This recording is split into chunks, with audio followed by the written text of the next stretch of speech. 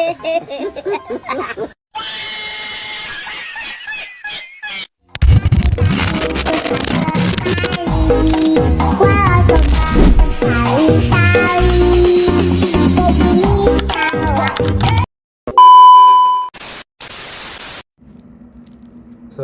warahmatullahi wabarakatuh. Perkenalkan, nama saya Abdul Farsatal Litwasikal dengan akhiran NIM C201222197.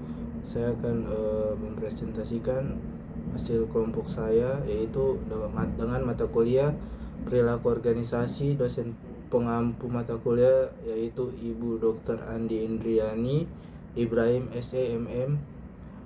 Kali ini saya akan membawa materi tentang konflik organisasi. Pertama, saya akan menjelaskan apa itu pengertian konflik.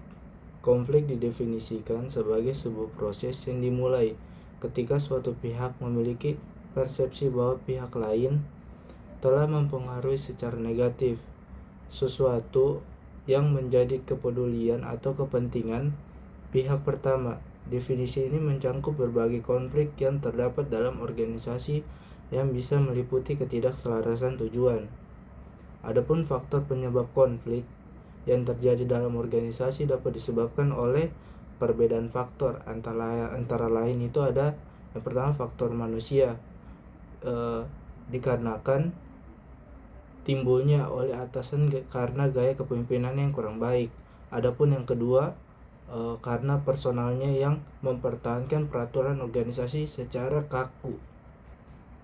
Nah, yang selanjutnya itu ada faktor organisasi. Yang pertama itu karena persaingan dalam menggunakan sumber daya. Yang kedua itu perbedaan tujuan antar unit dalam organisasi. Yang ketiga, interdependensi tugas. Yang keempat, perbedaan nilai dan perspektif. Yang kelima, hambatan komunikasi.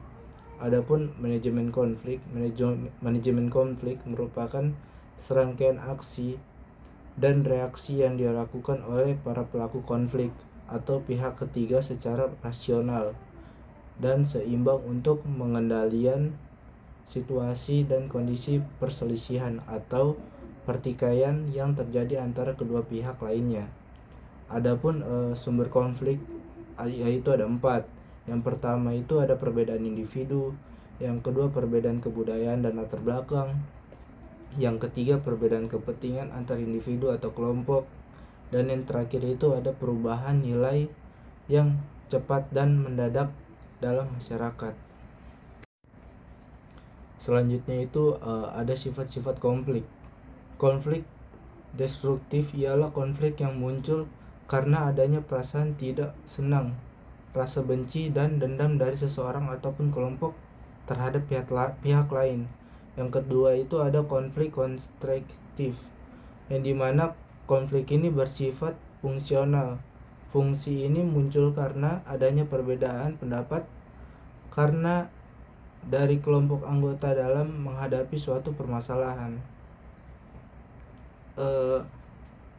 Tingkatan konflik itu terbagi 6. Yang pertama itu ada konflik interpersonal, yang kedua itu ada konflik interpersonal, yang ketiga itu ada konflik intragrup, yang keempat itu konflik intergrup, dan yang kelima konflik interorganisasi, dan yang terakhir itu ada konflik intraorganisasi. Dan pembahasan yang terakhir itu ialah strategi untuk mencegah terjadinya konflik organisasi, yaitu yang pertama itu dilakukan melalui komunikasi yang baik antar sesama pihak. Adapun yang kedua itu tujuan dan harapan yang diatur secara jelas.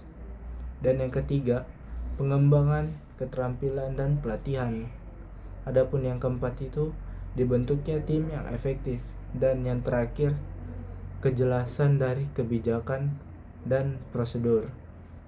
Adapun kesimpulan dari materi kali ini ialah dalam organisasi negosiasi itu sangat penting perannya dalam manajemen konflik sehingga dapat mencapai tujuan organisasi, membangun hubungan yang harmonis dan dapat meningkatkan kinerja secara menyeluruh.